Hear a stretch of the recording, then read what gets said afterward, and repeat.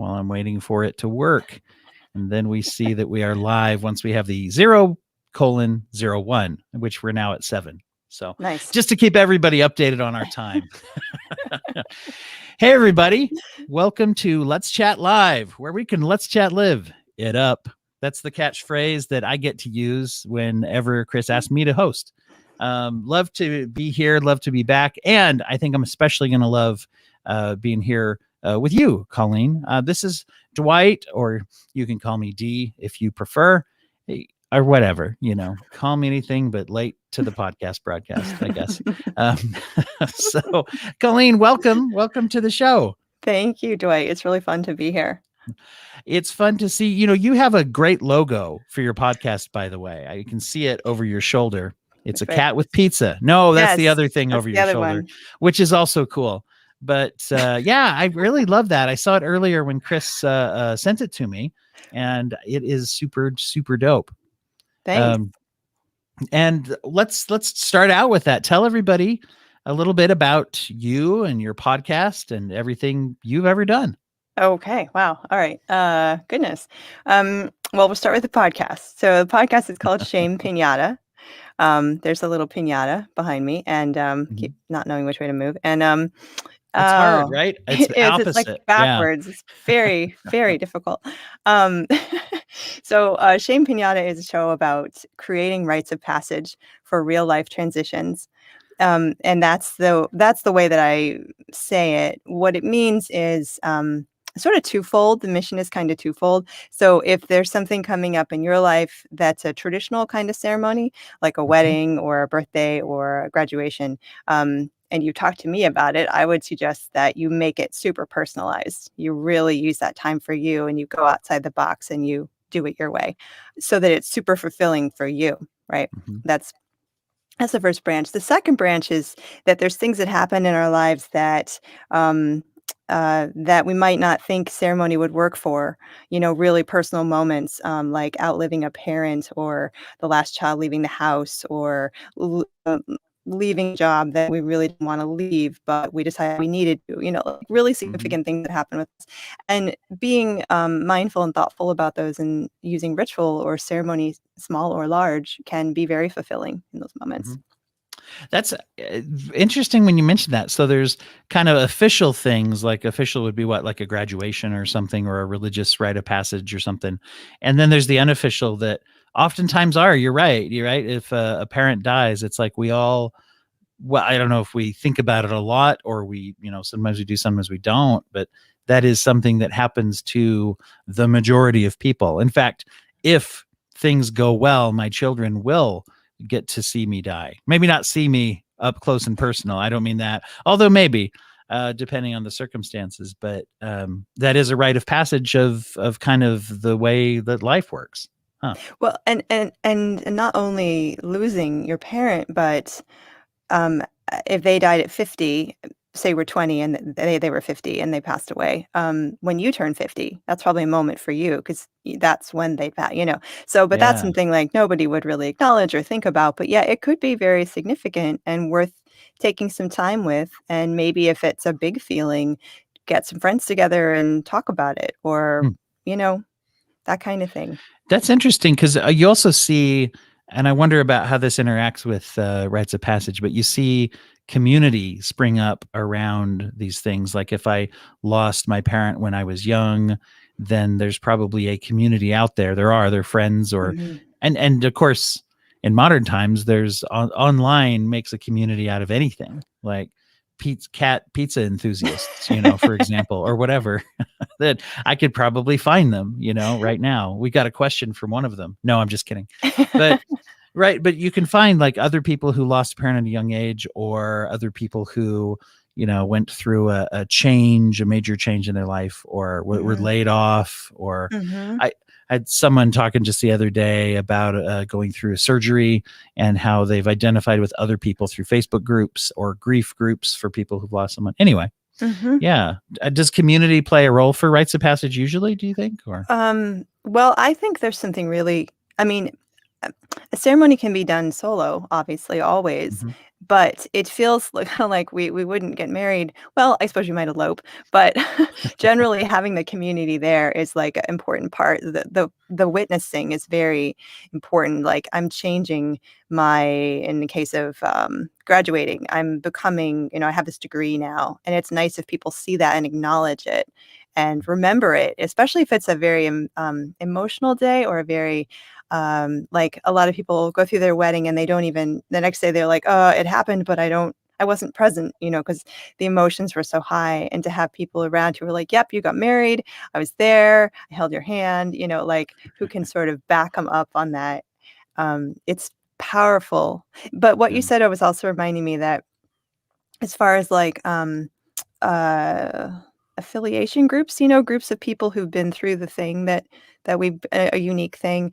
It can be very healing to have people who get it, right? Mhm. Because a lot of people will be like, "Oh, that sounds really hard," but you get in a room with people who've been there, whatever that crazy Yeah. hard thing was, and it's like it can be really transformative. I had read something a while back about how group therapy got started and Mm. or really took off. I guess I don't know if it was the first time, but it's a cool story, whether it's true or not. No, but apparently there were veterans or what they at the time called shell shocked, and now we call it PTSD, people who were home from the war or following the war, having a very hard time, and they'd be waiting for psychiatrists or psychologists to meet with them, and the waiting room would be full of people. And they found that people who were waiting longer were doing better. Hmm. And to looking into that, they find that they're talking to each other, right? Mhm. And of Mhm. course it was a hospital, so they had to find a way to capture billing for that service, so that's where group therapy came from.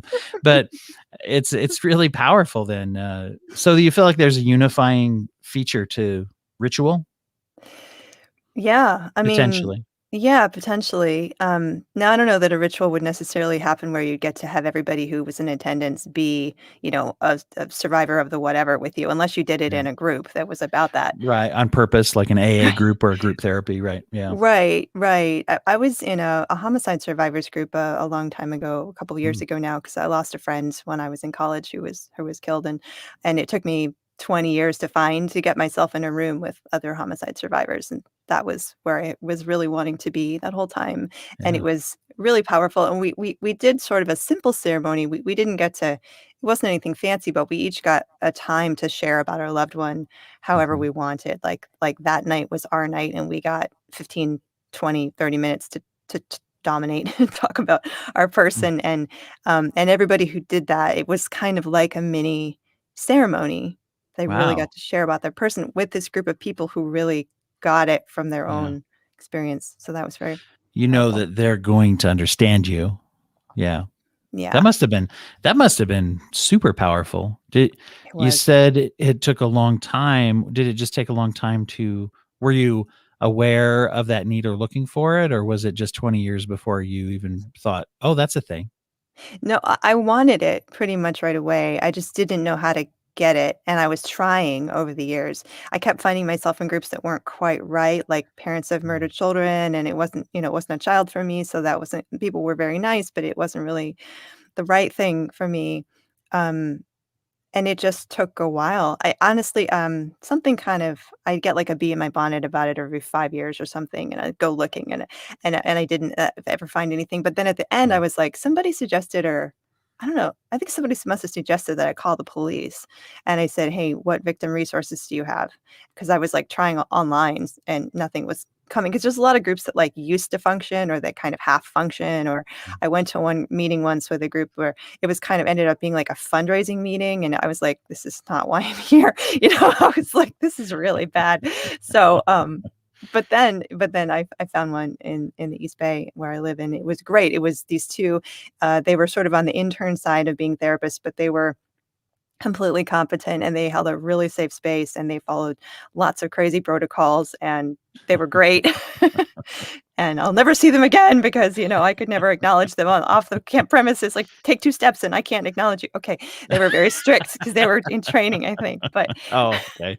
They're like, "Don't look at me. yeah, You see me in exactly. the community. Run away." No. Exactly. But Wow, and that's amazing. So in a way, it almost becomes like ritualistic to find the right place. In that case, at least it sounds like you went Yeah. through a real specific process to find. Yes, that's a pretty niche or niche, either one, thing to find, and that's Yeah. pretty cool. Was it Yeah. those? Did that contribute to your interest in starting this podcast, or were there other things that uh, directed you to put your passion and your interest into this topic? No, it really wasn't that at all. Well, I guess it kind of was death in a different way, Mhm. tangentially. My father passed away 10 years ago. And right after my father passed, my mother started developing a heart problem, which I think is pretty common. And so I went to stay with her in Susan, Ohio. And I just felt like I needed to. I live in the San Francisco Bay Area, and I had been with my mom at the funeral and flew back here. And I was leaving the airport. I was driving away from the airport in San Francisco, and I saw the word "wrong" like superimposed, like in red lettering across what I was seeing on the highway. And I was like, "Oh, I'm not supposed to be here. I'm supposed to be there." It was just like really hit me. Wow. And I went back, I rearranged my life. My mom said, "You can come stay," and my husband said, "You can go stay," and my job said, "You can go stay," and everybody was super, super Kind of supportive. lined up. Yeah. It did, and, I spent 9 months with my mom, and living with her was a little bit challenging because Mm. just like we're 2 very strong-minded people, and it was really hard to remember how to live together, but, Yeah. um, anyway, sorry, long story. After about No, that's why we're here. Go as long as you need. Okay. Have some water then. After about, gosh, 4 or 5 months of staring at her to make sure she wasn't gonna pass away, because I was mostly worried about that, um, I decided to do something else, and there's a college in my hometown, Worcester, Ohio, called the College of Worcester. Yeah, and I decided to audit a class so that I wasn't just sitting around staring at my mom. And Mhm. I took a radio class, and they had a radio station then. It was called Woo 91 or WCWS Okay. Worcester. They gave up the license, so it's just an online radio station. They don't have the broadcast Oh, okay. anymore, which was sad. But when I was there, they Yeah. did. And I always wondered, so I took this class called Radio Workshop. I think it was called Radio Workshop. And I was auditing and I was a townie. So I thought, well, they're not going to let me have a show, but I want to, do this anyway. And we read all about the Mhm. history of radio, and we had to do news readings on we just signed up for once a week news readings where Mhm. we found our own stories and we just read them. And I always wondered when I was growing That's up cool. why the college kids reading the news sounded like they had a gun to their head. And it was Oh. because they were in this Oh. radio workshop and they had to do it. And it was terrifying. It was so terrifying. But eventually, I got used to this weekly thing. And then they told me I could have a show, and Mm. then I had another show, and it was and I just fell in love with it. So I came back to the Bay Area eventually and wanted to get into radio, and was like, "This is, like, a little bit harder here," it's, like, kind of yeah, totally night and day. So, I thought about it for a long time and finally decided I would just do podcast, because that way I could get some experience and, have some fun. And, Mhm. I actually was able to get my first piece on Bay Area radio, like, 2 weeks ago. Um, Oh, KPFA, which is a station in Berkeley. It's a very hip, crunchy granola, wonderful that's cool. it was, like, the first public radio station in the country, apparently. Oh, wow. Yeah. That's gotta be a really cool experience. It's it's it's really I cool. tell you, it is a bug that you get, isn't it, to put Yeah. things out there and, to be able to share, and there's a whole different kind of connection. One of the things that I've really liked about podcasting is there's a connection with listeners, but there's also really cool people that you get to meet. Like the fact that we're here having this conversation so many miles away from each other. I actually don't know where you are. Where are you? In the Bay Area? Yeah, San Francisco Bay Area. Oh, Yep. okay, okay. Yeah.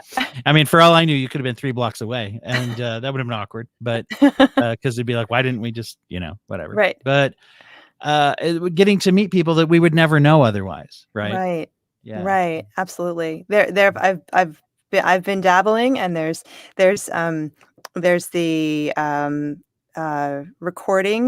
the audio recording community, like the Audio Engineering Society. There's those folks, and then there's the Mhm. PBS, PRX radio folks, and then there's the podcast folks. There's these three really different groups, and they're really different kinds of people who are in them, and they interact with each other in really different ways. Huh. That's really interesting. What do you find are there any differences that stand out, or is it just a feel? Well, the audio engineers always talk about gear. It's like the main thing they want to talk Uh, about. And podcast people want to chat a lot, you know, and like what? talk about their lives. And it's very like life imitating art. It's just like life, like just life being art, right? And then the radio people are very formatted and structured and fact checking, and like Yeah. it's a Yeah, different thing. that's a difference right there. The fact checking. In fact, people steer away from that sometimes in their podcast. Yours, though, I imagine your show is probably well, and I guess this depends on the format. I was going to say it's probably a little research intensive at times, but do you report on ritual and things, or do you mostly have guests talking about their experiences, or how do you usually do it? I started out with just guests and wanted it to be only guests, because I didn't think I had much to say. I thought, "Well, I can think of something to say to start and ask questions and then finish, and that'll be enough. That's enough from me." But then when COVID happened, my friend contacted me and she said, "So you're always talking about we should create rituals when we're going through tough situations." And I was Mhm. like, "Yeah." And she said, "Well, COVID is a tough situation. So what rituals should we be doing?" And and it was like, so I was like, "Okay, Good well," idea. that's how I put Yeah. together like a really simple ritual about like dealing with crazy fear and dealing with overwhelm and just very simple concepts. And I started doing the rituals with her because like she asked for them, so we were doing them together. And then I was like, well, I could talk about this on a podcast. So I've developed a pattern now with the show of every other episode is an interview, and then the other one is just me. It's been talking about things to keep us sane during COVID, like what do I need right now with COVID, and then I kind of weave that into an episode. Wow, that's really fascinating because that embraces the different definitions you brought up earlier, right? Is there's the more official, and you're really talking then about creating your own and owning the process of ritualization, if Hmm. you will. Yeah, Yeah, that's exactly. really powerful. I like that a lot. Um, I find that every time I've done Let's Chat Live, I end up subscribing to a new podcast, which I'm not going to claim it doesn't take a lot for me to subscribe to the podcast, I guess, but it does have to be interesting. And it's fascinating. Yours is one I would already have been listening to. I hadn't heard about it until the interview was lined up. And so I am excited to go and check it out. That sounds like the ritual you were developing with your friend was designed for comfort, or at Yeah, least for safety. I'm not sure. What would you yeah. say? What was the goal of it? That the first one was about, releasing fear and centering in our strength, something just really basic. It was sort of a two-parter. It was like, we're gonna identify the fear and da, da, da, and let it go, and then we're gonna clean it out. Okay, now we're gonna bring something in. What are we gonna bring in? Strength, focusing on strength. What did you Um, do for it? Like, uh, is there the ritual behavior? yeah. Well, basically, let's see, I'm trying to remember that very first one, You got what we did. a dove, and a knife. No, just kidding. No, no, no. It wasn't like that. It wasn't like the Hollywood kind of ritual. Gosh, I That's kind next of week. forget what we did that very first one. A subsequent one was about releasing overwhelm, and I did that one a lot more. I started doing that one Okay. every week. I was like trying, everybody was offering stuff when COVID started, like, I'll do meditation and I'll do, yoga Right. online. And, everybody was trying to do something. And so I was offering this weekly releasing overwhelm ceremony, which um, I was thinking to do one recently that was called like continuing to release overwhelm. And then I realized I think we're moving on. I think we don't need to keep, I mean, maybe, there's still stuff going on, but Well, I we was like, still have it. I mean, it's had a real effect on everybody. it exactly. Yeah. It's Yeah. interesting to have a situation in the world, and I think for our generation, it's maybe even a little different to have something that affects, I would say, literally everybody. And Yeah. maybe there's a few people out there somewhere who don't feel affected, but I would say everybody, practically speaking, we could Yeah. round it up to everybody having some real impact. So that's very cool. You're doing, it's more than just interesting. Then you're actually making this impact in people's lives that they can opt in to. Yeah, and so there's sort of 2 layers of it, like well, maybe more, that you could just listen to the show and just, whatever. You could listen to the solo shows, I guess they're called, when it's just me talking, and at the end of them, I've been offering that one thing I call a ritual sketch, which is not it's like a walking you through it's like the first part's like, "Oh, re overwhelm is a thing, and we might wanna release it, Mhm.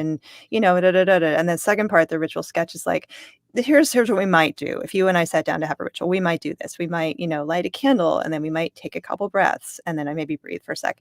And then like, okay, then we might uh think about a good memory and then we might do some journaling and I walk through it pretty quickly. It's just meant to be a sketch. So I'm not giving you a chance to do it with me, Hmm. but I'm giving you like a here's my idea. Take it if you want. Um, and and then another layer is that I've been offering monthly. It was weekly, now it's monthly circles. So if you wanted to come and like do one of those with me, you could. So what does that entail, Yeah. doing a circle? It's pretty much just a Zoom. It's just on Zoom. Mhm. Everything in my life is still on Zoom. And Yeah. you would Yeah. just sign up. I'm asking for a donation to Black Lives Matter, whatever you could donate, Mm. and then just come and show up. And then it would just be going through. It was like I think I blocked out 2 hours, but probably less. Just going through the steps of that, and it's kind of like a circle meditation, journaling, maybe some movement. I have one that's called Deep Rest, which I had submitted to, I forget the name of it. It was a festival to deal with death. They didn't want it because it was basically taking a nap together. But I Oh, did get to do it with my friends. I think the people at the festival thought, "Oh, people shouldn't pay for that." And I'm like, "Okay, whatever." But I did have a I'd pay circle. to take a nap sometimes. Yeah. But it was actually really fun because we got together, we talked about, like, what is rest about, because I wasn't sleeping with COVID, I was, like, all anxious all the time, and I other people were probably having that, Yeah. so and Well, we sleep is a huge thing for people's emotional and mental well-being, and if you're doing it, uh, with a group like that, I can see that really having a sense once again of community or, "Hey, we all got each other's back here, and it's a safe yeah, place." That's pretty interesting, actually. Yeah. exactly, the idea was, like, practice resting in intentional space where you're we've done some journaling or some kind of body release to release the stresses the targeted stresses and things that keep us Mm. up at night, right? Getting as many of them out as possible, and then setting them aside, setting them in a safe place, and then taking 20, 30 minutes, lowering the lights, and we all voted on what kind of music we wanted, and, then then we just, like, lay down. It ended up being very intimate. It was kind of like a slumber party. Yeah. We were all kind of like, then we chatted and, like the way you do it. It was very magical. Wow. Screamo, heavy metal, I assume, Right. most of the music choices. No, but no, that's really cool, and, you do see some of these shared space things. It's a philosopher who I don't remember the name of, so here's a good example of a difference. You can tell I'm not the PRX, you know, not fact checked, except I have the book somewhere floating around here. He talked about what he called TAZ, or temporary autonomous zones. Mhm. And that's kind of is what you're talking about, is like, here's a space. It's temporary. It's going to go away. We're not going to stay here, obviously, forever, but it's not a permanent fixture, but we're going to do our own thing. We're going to make the rules and follow it. And so there's a lot of real vibrant creativity involved with the ritual, it sounds like, Mhm. that you employ, you know. Yeah, yeah, and the things that I'm offering that I talk about in um, my solo shows and then that I offer they're sort of canned, if you will. They're like just, generic. They're like, Mhm. "Oh, overwhelm," or, "Oh, strength," or, just basic Sure. concepts, but what really excites me about ritual is, like, if there's something going on in my life actually, I'm gonna release an episode on the 16th of April it's the first one in this tiny little series called Do You Need a Ceremony? And Mm. it's focused on, ceremonies for personal moments, right? And I started season 1 I'm in season 2 now. I started season 1 with weddings because I thought, "Oh, everybody's gonna know what that is," right? And now I'm starting to kinda weave into where I wanna go, which is, like, if I use myself as an example. I, just passed the 10-year mark on my dad passing away, and that was a significant moment for me because of lots of things, and I was like, "Wow, I think it's time to face some stuff that I haven't faced about him." in me, and it's still here, even though it's been 10 years. And so I gathered like I thought about it a lot. I brainstormed with a friend. I gathered my friends on Zoom, and it was very complicated ritual that was targeted to work into two different areas where I had a lot of like old stuff that I wanted to like liberate myself from a little more. And I wanted my friends involved for support. And I gave them each like jobs. Like I wanted everybody in when I do rituals, I always want everybody involved. So like if I invite you, I'm going to ask you, could you read this, or could you bring a reading that resonates for you about this topic, or could you lead a dance, or could you say a blessing, or could you, give me this, whatever it is, kind of like weave everybody in. And then it was incredibly complicated to build up to because I did like all this stuff for it. Like I had songs I wanted to play that were very meaningful, and at the last minute I was like, I'm gonna make videos out of them. So then I was like making videos, and then I wanted them all to watch me walk a labyrinth, but we were gonna be on Zoom. So I built a labyrinth, well, with chalk in the backyard, and walked it and filmed it. And, I was like meditating and filming at the same time, which is a little bit strange, but kind of worked. And then like I showed that video within this ceremony as like a part of it. I don't know if There's I'm explaining this very well, but Oh, no, totally. And when you talk about it being meditative, I think people have a very restrictive view of what meditation is. Sometimes meditation is actually doing a thing that basically just takes enough of your brain's attention that you're not thinking about anything else, but yet isn't so deep that you're having to focus on it. And it's interesting. So in a way, and I get this, in a way, broadcasting, videoing, audioing, could put ing on audio, but I just did. So I'm going to TM that right now. there you go. But when you're in the zone, you're kind of in a flow state. It also shows Yeah. that your comfort level with it, and this comes across in good podcasting, and I can see that you have this easy going, because you're very easy to talk to. And so I'm sure that carries over to where that could be now. And labyrinth walking is different than maze walking. I learned this just recently, Mm. to where, isn't it? It's designed to go circular towards the center and then back or something like that. It's not meant to be hard to find Right, like a exactly. maze. It's meant to be super simple, and I'm not a labyrinth expert. I have friends who kind of are, but Yeah. it's although I know how to draw one now. Yeah. um, That's cool. and redraw it after the rain takes it away. But yeah, they're meant to be. There's different ones, but they're meant to be pretty simple, and you're not supposed to get lost in them. Right. Unless David Bowie's involved, but that's a whole Right? different. I suppose you could. Sorry. As a podcaster, I'm legally obligated to make any kind of pop culture reference that I can jam into a story, no matter how tired or how everyone's like, I hope he doesn't do that. But you must hear tons and tons of stories, and I wanted to ask if you have had any favorites, either moving or funny, or things that have come across in the podcast as you've interviewed people, or experiences that they've shared. Um, yeah, the one that jumps out to me the most is Tristy Taylor, who's an interfaith minister that I interviewed pretty recently.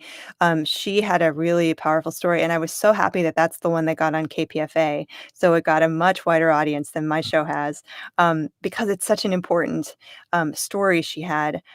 She and her husband couldn't conceive, and they went through fertility treatment, and it was hard. It was really hard on her body and on them, and at some point they decided that they were going to stop trying, and that was a real grief for her, a real loss. And oh, and she also had an ectopic pregnancy in Mm, there that she lost. So she lost a yeah. pregnancy, and she gave up this dream of being a mother all at once, pretty much. Wow. And she's a ritualist, and she did a beautiful three-part ritual for it, which involved, grieving with some people. They had a grief ceremony with her and some friends, and then, there was a sitting Shiva, which she's not Jewish herself, but she knows about, world religions, and Mhm. felt that the sitting Shiva for 7 days felt like a really important thing for her with that loss. And then after that time, she had an unbaby shower, and Oh, she wow. yeah. Wow. Yeah. She gathered the women into, well, I think it was women. I think her husband was there too. They were in a little cottage, and they blessed her, and, and it all came out of a dream she had had where she wasn't, allowed to be in, the pregnant space with a very pregnant woman because she was bad energy for that space because she was infertile, and she felt like this isn't fair. The pregnant women shouldn't get all the love. Like those of us who decide, you know, or can't or whatever, or just don't, we should get love too. So that was her. And I'm sort of in that camp. You know, I chose not to have children, and that was a real decision and a really big Yeah. loss and a thing. And there weren't any women to talk to about that. So I And really you get feel that, strongly about yeah. it. That's Yeah. well, and that's very powerful. It kind of goes back again to, once again, you're not only educating, you're providing ways to be meaningful in people's lives, and also giving Yeah. a voice to somebody who is that.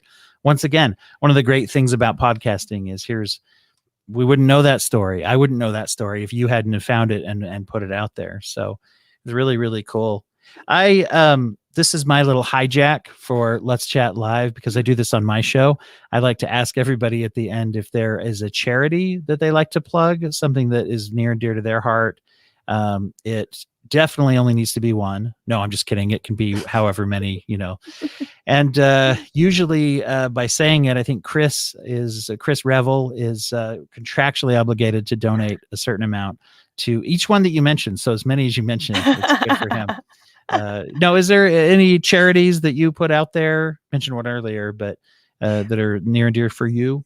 Yeah, yeah, I would say, well, definitely in addition to Black Lives Matter, the Pacific Center, which is in Berkeley. I call it the Big Gay House.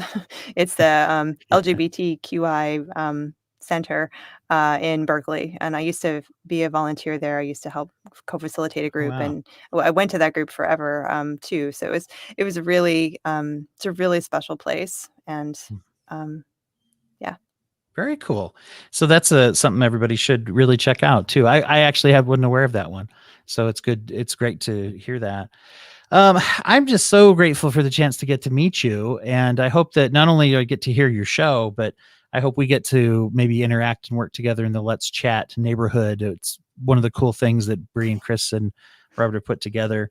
Um, Tell everybody where they can find you. What are the areas of social media or things Okay. that they can find you? Well, shamepiñata.com is all things for the site, and the site's on Instagram, Twitter, and Facebook. Mostly Instagram and Facebook. Mostly Instagram, really. That's where Great. I put all my energy and my love. And then Oh, also, if you're interested in hearing, so those radio shows that I mentioned I had in Ohio, I have them archived. One was My Favorite Music, which I highly recommend. And then the other one is the Ohio Light Opera, which is the resident professional light opera company of the College of Worcester, which is, if you're into light opera, especially Gilbert and Sullivan, you can check out the archived show. It was called Oh Joy, Oh Rapture. I think it's still on iTunes, but it's missing all the art because I hmm, took down my old website. But anyway, if you're interested in any of yeah. that, you can check that out at my audio producer website, which is colleengthomas.com. Okay. I am now. I didn't know there was a designation of light opera. What does that Oh, mean? I'm not super good at answering this question, even though I had that show. It's It's a great it, way for me to end, right? Pop out some question like has nothing to do with why you're here and just let you answer it. it's basically not in Italian, and Oh, okay. Yeah. and it's Less short. calories, right? Really, I exactly. understand. Okay, no, that's cool. That's cool. So that would be something that I would actually maybe understand a little bit more Oh, you and be definitely. able to get into. Okay, Oh, all the very stuff at cool. the Ohio Light Opera is in English, so it's all been translated. So there's that. Yes, yes. Okay. Well, and once again, thank you, everybody, for being here to watch. You can, as you know, find Colleen all those places and listen to Shame Piñata wherever you get your piping hot, fresh podcasts. Make sure that you give her a share and also good reviews. I think 5 stars is the right answer. Obviously, but you want to do that. It helps people find the show as well. So, Sure. and I hope everybody will continue to tune in to Let's Chat Live, where we like to Let's Chat Live it up. I'm gonna get Chris to say that one of these days. If you're looking for us, you can find the Let's Chat Live on Facebook, as well as the Let's Chat with Revel and Friends group as well. If you're interested, I'd love to interact with people too. I am at Break a Brain, which is my Twitter for my show, The Broken Brain, and love to interact with anyone as well. I should do this off the air, but really I need to invite Colleen to come on my show. So we'll have to Yeah, figure that out too. that'd be awesome. All right. Well, thank you again, Colleen. Thank Anything you you. want to leave everybody with? Words of You know, wisdom? I just remember that I want to definitely do a shout out to Terry Hughes, who does the music for Shame Piñata. He's brute force therapy is his business. Um, and I want to make sure to say that I'm at Shame Piñata because you modeled that so well just now Oh, everywhere. And words of wisdom. Gosh, just trust your gut and ask for what you want. fantastic. Awesome. All right. Well, thanks again. And we will see everybody next time. That's it.